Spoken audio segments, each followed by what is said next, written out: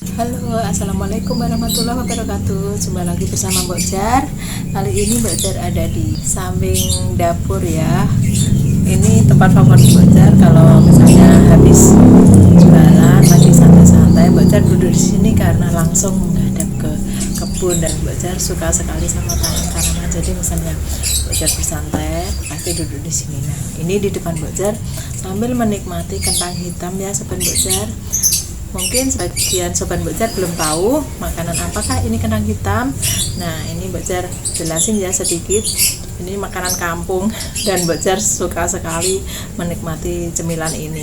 Ini makanan ringan kalau bagi Mbok Jar ya. Tapi bisa juga digunakan sebagai pengganti nasi bagi penderita diabetes dan yang lagi diet baik sekali mengkonsumsi makanan ini.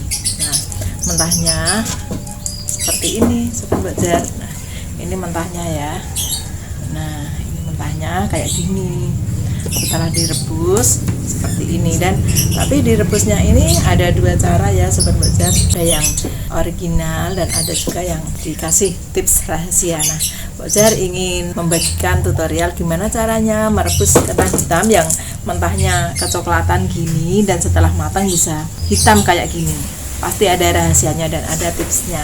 Yuk kita ikuti kegiatan Mbok Jar. Gimana caranya merebus kentang hitam supaya bisa menjadi hitam kayak gini. Yuk. Nah, kentang hitam disebut juga kentang ireng, ada juga yang menyebut dengan kleci dan sabrang. Sangat jarang dijumpai, beda dengan kentang sayur yang mudah dibeli di pasar-pasar dan di warung-warung. Padahal kandungan gizi dan manfaatnya lebih baik karena mengandung antioksidan tinggi seperti fenolik dan flavonoid sehingga bisa mencegah kanker dan tumor. Kentang hitam juga mengandung karbohidrat dengan indeks glikemik yang rendah dan kaya serat sehingga bagus dikonsumsi oleh penderita diabetes. Kentang hitam juga pilihan tepat untuk menu diet ya sobat Mbok Jar karena rendah lemak dan memberi rasa kenyang yang lebih lama dan melancarkan pencernaan. Nah, kentang hitam yang masih mentah ada rambut atau bulu-bulu halus begini ya sobat Mbok Jar dan harus segera dibersihkan sebelum direbus ataupun dimasak. Nah, bulu-bulunya seperti ini dan harus segera dibuang. Setelah dibuang dicuci bersih, setelah itu siap direbus. Setelah kentang dicuci bersih seperti ini, lalu direbus ya di dalam panci dan diberi air secukupnya sampai kentangnya itu terendam air semua ya sobat Mbok Jar sehingga nanti bisa matang sempurna. Nah, direbus dengan api sedang saja sampai mendidih.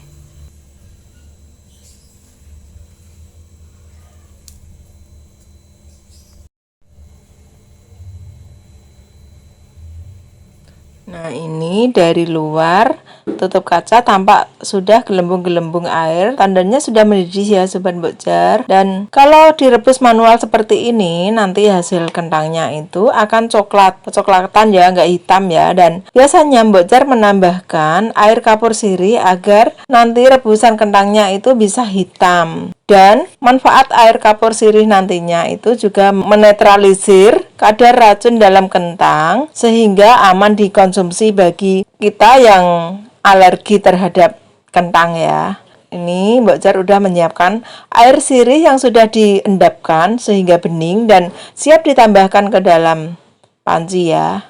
Dicampurkan ke dalam panci sehingga nanti hasil rebusan kentang bisa berwarna hitam dan bebas racun kentang ya, sehingga aman dimakan bagi kita yang mungkin mempunyai riwayat alergi.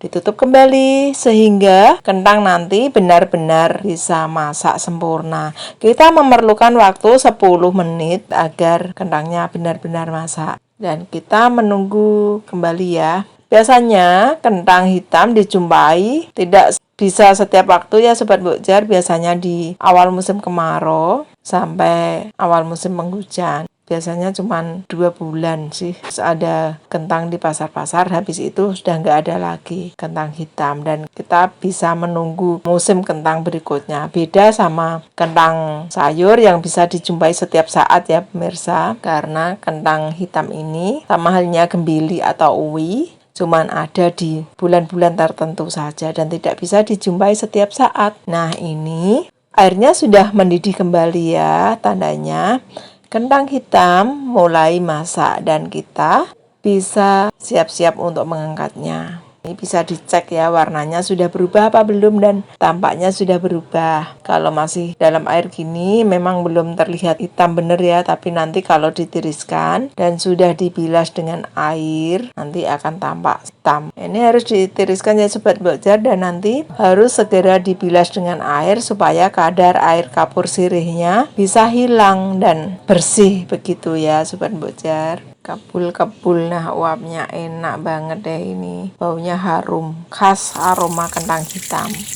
Dan Mbokjar paling suka menikmati kentang hitam ini setelah pulang beraktivitas jualan ataupun di sore hari ya.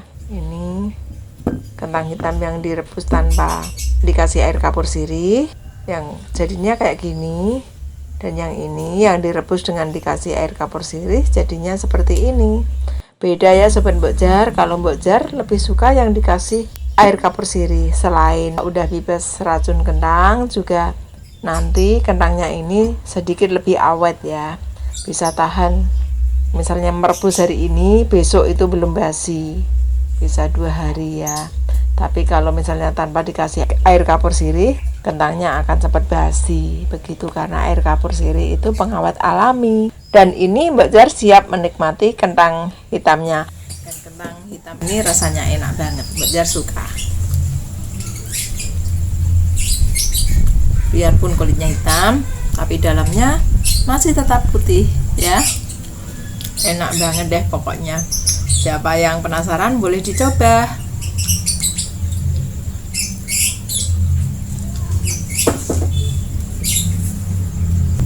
Caranya ngupas begini.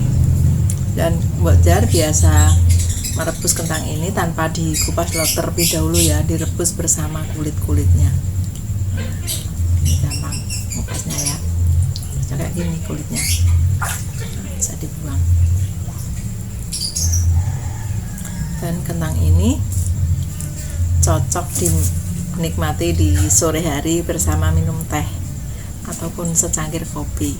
Tapi Mbokjar nggak biasa minum kopi sih ya, dimakan begini aja.